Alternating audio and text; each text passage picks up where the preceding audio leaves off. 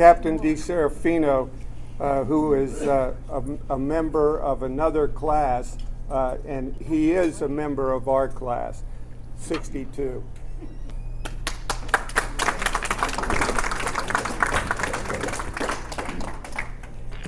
My class was 52. How can you follow an act like that?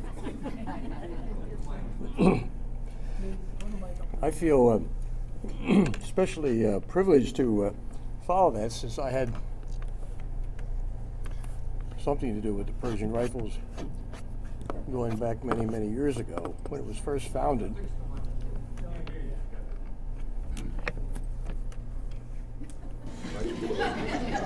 I'm not very good at these things. I never had to use one of these before.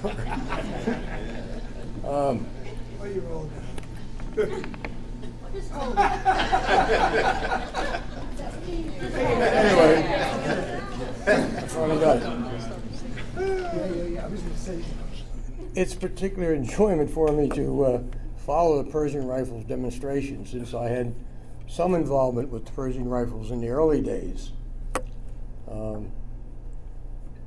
Back when we started the Persian Rifles was during my freshman year, and the cadet captain named Bachelleri, who took it upon himself to begin a drill team, and he tried to get the upperclassmen to volunteer. Well, upperclassmen, as you know, don't volunteer very well, so he got the freshmen to volunteer, and of course we all said yes sir, you know. So we would go out and practice way before the Corps would get up. And after a few weeks, he eliminated some guys, and I was lucky enough to be chosen to be one of the members. And after a few weeks, he had a drill team going, I could assure you of that, but it wasn't the drill team as we know it today. We didn't have the fast step and all the fancy stuff. We did the basic drill. And the only performance we ever gave was Mother's Day. And of course, we performed at Shibe Park in Philadelphia, which some of you old timers might remember. The Philadelphia Athletics played there, and that was the extent of our performances. But you all know how the drill team evolved when we were practicing one day, and I was given the commands of the drill team from outside the unit. And this young man who was a cadet, and as it turned out, he was a veteran student who came and joined us as a cadet. He was sitting up in the stands watching us perform. And he jumped out of the stands, came down on the field, and he approached me, and he said to me, "Excuse me, ladies, what the hell are you doing out there?" And I said, "Well, we have a drill team." He said, "You call that a drill team?" His name was Bert Mazzio. And Bert Mazzio was the gentleman who was responsible for teaching the drill team all of the drills, the fast cadence, all the movements that eventually evolved to the national championships of 11 consecutive years, all due to Bert Mazzio, who taught all those basic drills that the drill team performed all those years. And I was privileged to be a member of that drill team right up until my senior year. As a matter of fact, we had heard about the Persian Rifle. At that time, we weren't called the Persian Rifles. We were just called the PMC Drill Team. We found out about the Persian Rifles National Unit, and we applied for a membership. And we received that membership after I graduated in the fall of the school year 52-53. And you all know what happened after that. So it was always a privilege to be part of that unit. And when I see something like this, brings back a lot of good old fond memories about my days as a cadet. The other area I would like to very briefly cover with you, over the years, and of course the years that I've been privileged to participate in your reunions, I've had the opportunity to be part of, and I underscore that, many discussions about the cadet days while I happened to be lucky enough to be on the staff.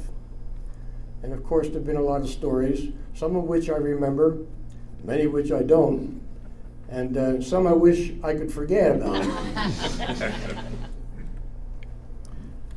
But over the same years, I've been approached by different cadets, including some in your class, including some of my old classmates.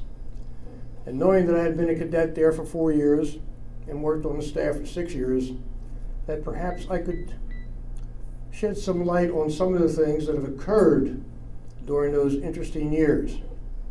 And one of the common questions that was always asked of me, why PMC and how did you get there? So why and how was always the question. And of course, many of the questions were directly related to how PMC evolved to that famous day, graduation day of 1972, when it was its demise.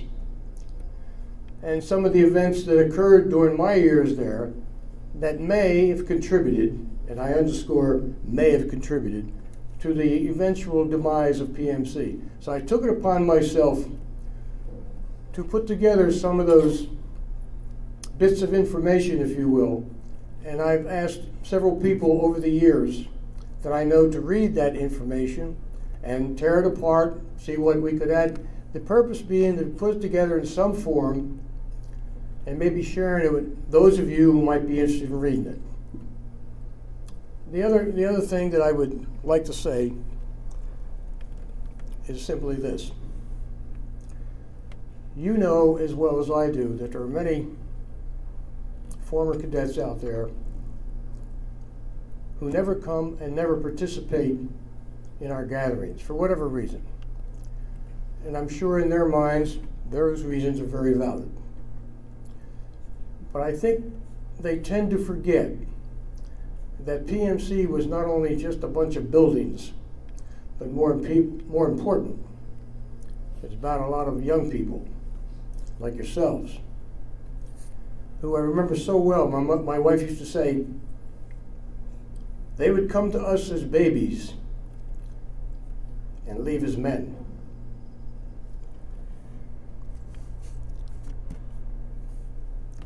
I would like to believe, and I know it's true, that is exactly what has happened to every single one of you. You've become men that we could all be proud of. It's a privilege for me to be part of this group every year. And God willing, I hope to be here for some more reunions. Thank you very much.